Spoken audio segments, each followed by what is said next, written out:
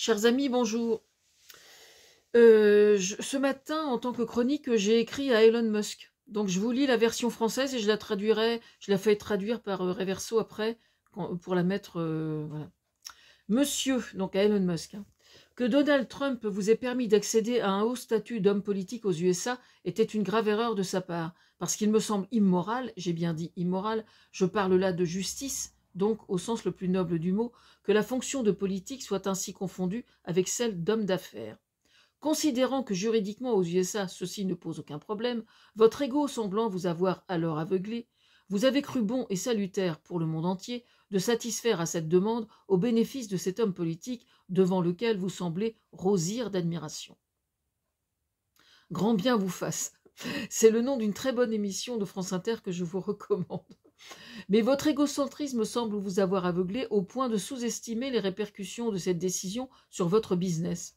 Et oui, c'est que vos actionnaires, d'une part, mais aussi vos clients, visiblement, ont une morale plus vertueuse que la vôtre, nous semble-t-il, en tout cas, vu de l'Europe, hein, dans les apparences en tout cas.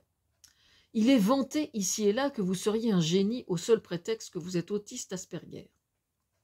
Eh bien, voyez-vous, la preuve est ainsi faite désormais, qui en aurait douté, que nul n'a besoin d'être un génie pour avoir ce que l'on nomme une conscience et savoir faire la différence entre le bien et le mal.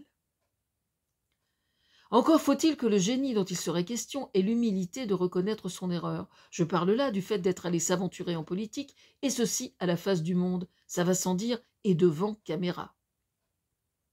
En effet, moi je vous mets au défi d'agir ainsi, et là nous sommes bien loin des effets de manche et du moindre trucage généré par l'IA ou autre magouille vulgairement autorisée par le gouvernement Trump, que dis-je autorisée, encouragée par le gouvernement Trump, dont nulle part, je dis bien nulle part, on puisse observer la moindre lutte contre ces méthodes et que donc, jusqu'à preuve du contraire, vous cautionnez vous aussi entièrement.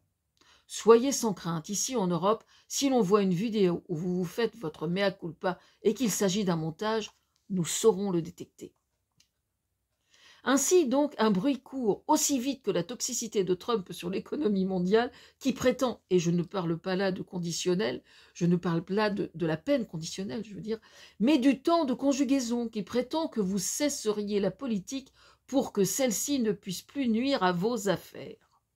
Je vous mets au défi alors de déposer votre démission d'une part, mais surtout d'en assumer moralement la responsabilité au point de renoncer évidemment au salaire qui s'y rapporte. Je ne vous demande pas de rembourser l'argent depuis le début du mandat. Déjà, non. Juste poser votre démission et ne plus être rémunéré. Ce sera déjà pas mal.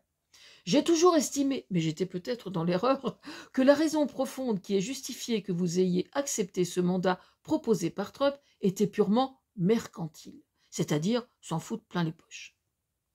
Et encore, je suis poli. À moins que ce ne soit qu'une affaire d'égocentrisme, hélas, toujours présent chez les personnes les plus fortunées de la planète. Alors, c'est à vous, monsieur, de démontrer par les faits que c'est moi, et moi seul, qui étais alors dans l'erreur. Parce que moi, contrairement à vous, oui, j'ose sans le moindre scrupule me comparer à vous, monsieur Elon Musk. Moi qui, au passage, ne suis pas autiste Asperger, enfin, d'après la dernière expertise psychiatrique.